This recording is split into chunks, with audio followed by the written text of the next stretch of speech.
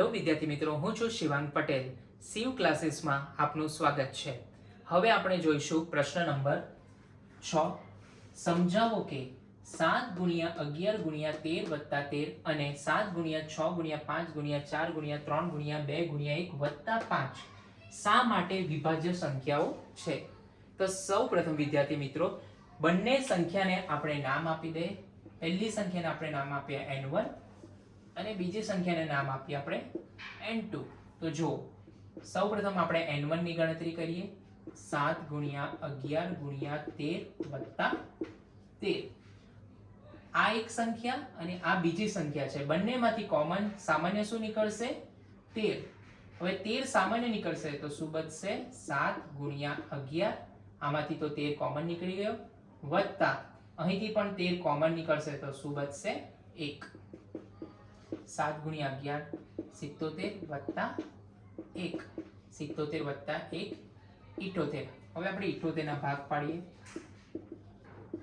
2 તારી 6, 2 નવા 18, 13 તારી 39 અને 13 એકુ 13. એટલે 78 ના અવયવ થશે 2 × 3 × 13. એને કેવી રીતે લખી શકાશે? 2 × 3 × 13 નો વર્ગ. હવે આપણે બીજી સંખ્યા જોઈશું n2. 7 × 6 × 5 × 4 × 3 × 2 × 1 વત્તા 5. બંને સંખ્યામાં કોમન શું નીકળશે વિદ્યાર્થી મિત્રો? 5. તો આપણે 5 ને સામાન્ય કાઢી લઈશું.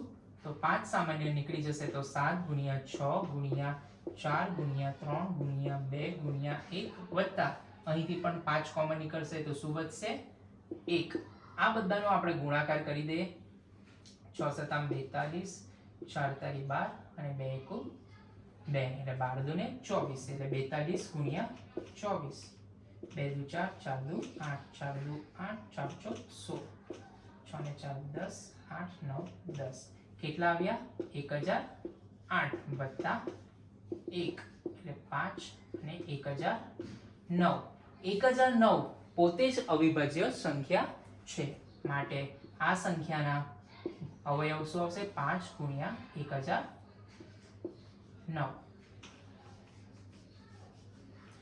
હવે જુઓ વિદ્યાર્થી મિત્રો, n1 અને n2 બંનેના પોતાના અવિભાજ્ય અવયવ છે.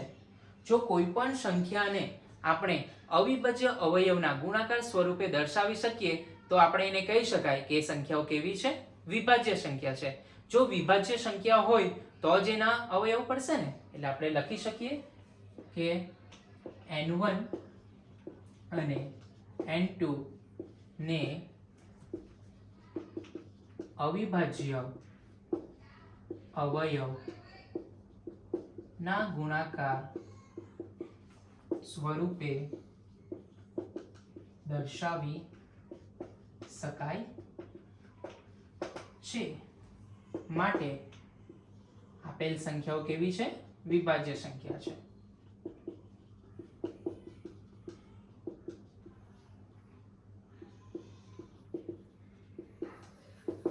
સમજાયું વિદ્યાર્થી મિત્રો? જે પણ સંખ્યાના અવિભાજ્ય અવયવ પડતા હોય તો ક્યારે પડે? કે એ સંખ્યા પોતે વિભાજ્ય સંખ્યા હોય, એટલે કે એને ભાગી શકતા હોય. એટલે કે n1 અને n2 બંનેના આપણે અવયવ આપણે પાડી શકીએ છીએ અને એટલે કહી શકાય કે n1 અને n2 કેવી સંખ્યા છે? વિભાજ્ય સંખ્યા છે. નેક્સ્ટ ક્વેશ્ચન છે વિદ્યાર્થી મિત્રો, ક્વેશ્ચન નંબર 7. ક્વેશ્ચન નંબર 7 શું કહે છે? એક રમતના મેદાનમાં વર્તુળાકાર માર્ગ છે. સોનિયાને તેનું એક પરિભ્રમણ પૂર્ણ કરતા 18 મિનિટ લાગે છે, જ્યારે રવિને તેનું એક પરિભ્રમણ પૂર્ણ કરતા 12 મિનિટ લાગે છે. ધારો કે બંને એક જ સમયે એક જ બિંદુએથી એક જ દિશામાં પરિભ્રમણ કરવાનું પ્રારંભ કરે છે, તો કેટલી મિનિટ બાદ બંને ફરી પ્રારંભ બિંદુ પર ભેગા થાય? જ્યારે પણ વિદ્યાર્થી મિત્રો આવી સિચ્યુએશન આવેલી હોય કે ક્યારે બંને ભેગા થશે, ત્યારે હંમેશા જે પણ બે સંખ્યા આપેલી હોય એનો લસા એટલે કે લઘુત્તમ સામાન્ય અવયવ શોધવો પડશે. એ તમારે ખાસ ધ્યાન રાખવાનું છે. તો આપણને કઈ બે સંખ્યા આપેલી છે? એક છે 18 મિનિટ અને બીજી છે 12 મિનિટ. તો આપણે એના અવિભાજ્ય અવયવ શોધીએ. 2 × 9 = 18, 3 તારી 9.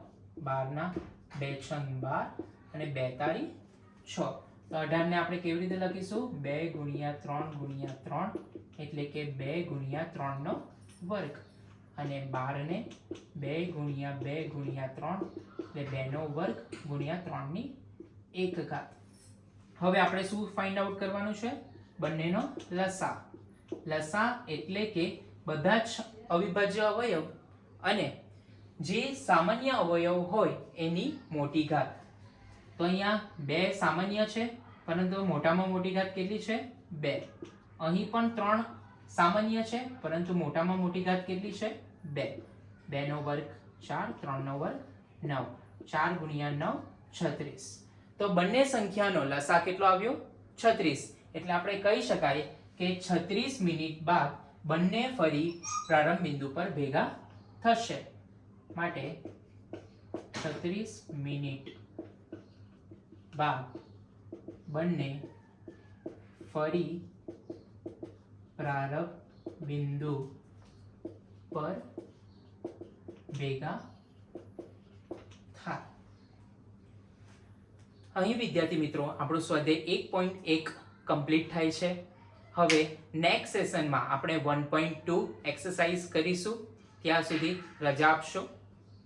આપણા સેવ ક્લાસીસ ચેનલને શેર કરો, લાઈક કરો, સબસ્ક્રાઇબ કરો અને બેલ આઇકન દબાવવાનું ભૂલતા નહીં, જેથી કારણે તમને નેક્સ્ટ નોટિફિકેશન મળતી રહે અને તમે બધા જ વિડીયોઝ જોઈને મેથ્સનું રિવિઝન કરી શકે અને તમને ટ્યુશન ક્લાસીસ પણ જવાની જરૂર નથી. એ ટાઈપના આપણે તમામ પ્રકરણ, તમામ લેસનની તમામ એક્સરસાઇઝ આવરી લેવામાં આવે એવા ડેલી ટુ ડેલી બેઝિસ પર આપણે વિડીયો અપલોડ કરતા છીએ.